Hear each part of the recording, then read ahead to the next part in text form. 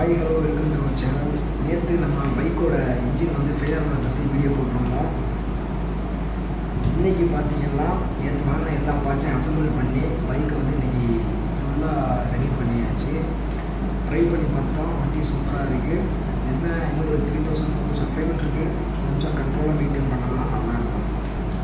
இன்ஜினில் கம்ப்ளைண்ட் வந்ததுக்கு என்ன காரணம் அப்படின்றத வந்து கம்ப்ளைண்ட் டயக்னோஸ் பண்ணியாச்சு. அந்த பார்ட்ஸ் நான் எடுத்து வீட்டில் வச்சுருக்கேன்.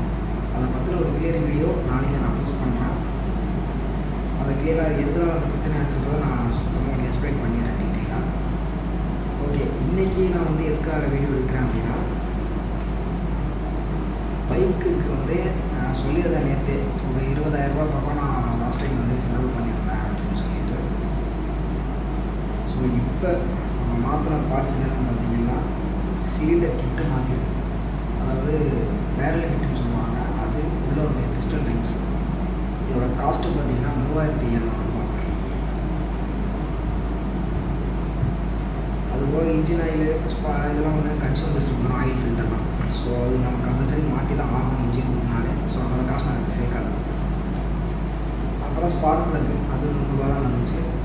பின்னாடி வந்து டயர் சுத்தமாக போயிடுச்சு சொல்லிட்டு மாற்றிடணும். அது ஒரு 2000 ரூபா ஆச்சு.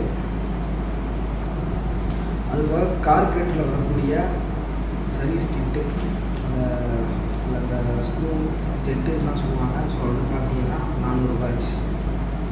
டோட்டலாக பார்ட்ஸ் மட்டும் பார்த்தீங்கன்னா 6500 ரூபா ஆயிடுச்சு. ப்ளஸ் லேபர் 2000 ரூபா ஆச்சு. லேத்தில் ஒரு 300 ரூபா அந்த ரேஞ்சில் வந்துச்சு. ஏன்னா கார்பரேட்டில் இருந்தால் பழைய ஸ்க்ரூலாம் கட் ஆகிடுச்சு. ஸோ நம்ம ரெடி பண்ணி போடுற மாதிரி இருந்துச்சு லேத்தில் வந்து.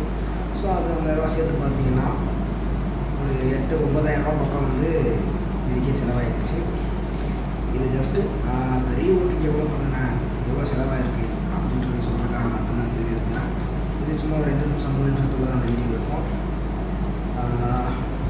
இன்ஜின் ஃபெயிலியர் ஆனதுக்கு என்ன காரணம் அப்படின்றத நாளைக்கு நான் டீட்டெயிலாக அந்த பழைய பார்ட்ஸை வச்சு எது தேஞ்சிருக்கு, எதனால் இந்த கம்ப்ளைண்ட் வந்துச்சுன்றதை உங்களுக்கு கிளியராக எக்ஸ்பிளைன் பண்ணி சொல்கிறேன்.